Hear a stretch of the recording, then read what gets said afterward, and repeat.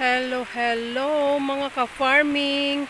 Welcome to Antonio Di Charlie Farm. For today's video guys ay samahan nyo kami na mag-ikot dito sa farm. Ayan guys, merong paparating na bagyo. Ayan, maganda na sana yung balad ng aming mga pipino guys. Oh, tinapos yan ni Papa kahapon. And may paparating palang bagyo. Sana wag naman tumuloy dito.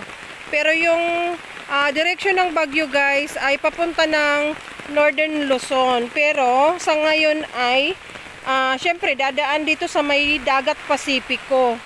So kami ay nandito mismo sa tabi ng dagat Pasipiko guys. Ang Kamsur, lalo itong sa aming bayan na San Jose Partido ay sa mismong dagat Pasipiko. So ayan guys, sayang ang ganda na ng ang ganda na ng mga pipino. Umakyat na pero ayan, sobrang lakas ng ulan and yung hangin hindi pa kalakasan pero delikado din yan sa mga tanim natin na mga gumagapang. Ang pipino guys ay marupok pa naman. Kaya delikado na maputol. So kung mamaya ay tumigil ang ulan, lalagyan ko to ng another tali sa puno guys. Double tali para hindi naman maputol. So ayan, ang ganda-ganda sana ng aming balad guys, pero ayan, babagyuhin pa yata. Ayan na guys, ang lakas na ng hangin, super lakas din ng ulan. Ayan, nakapayong ako. Ang sadya ko talaga dito ay ayan, dito mag video kay Papa. Kasi yung saging namin na hybrid saba, ayan, ang laki ng bunga niya. Matigas na rin, pero hindi pa siya manibalang. Kailangan nang kunin guys, kasi baka mabuwal ng hangin.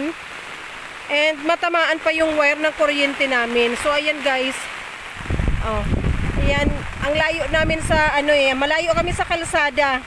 Andito kami sa gitna ng farm, ayan yung bahay ko. So ayan yung wiring namin ng kuryente, ng wifi. So ayan. Ayan guys yung saging na saba na ipapaputol ko na lang. Ipapakuha ko na guys. Matigas na naman yan, kahit hindi manibalang pwede na. Pwede na yung gataan, yung pakro.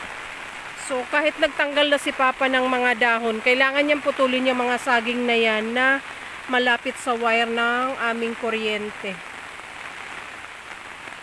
Kasi baka ayan ay mabagsakan. So ayan, malaking problema palalo, 'di ba? Mas mahirap magpaayos, malaking gastos. So pag yung wiring guys ay papasok na ng bahay, kami na ang magbabayad sa electrician.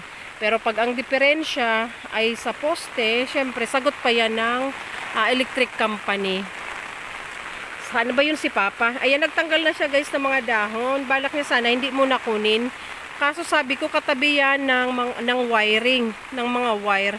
So maapektuhan yung kuryente namin at yung wifi. Sabi ko kunin na lang. So ayan, wait natin. Saan kaya pumunta? Ayan na, may hagdan na. Andyan na yung pangsungkit. So siguro kinuha niya yung itak. Ayan. Ayan ang dito. Wala pa namang tubig guys. Oh. Upland itong sa amin.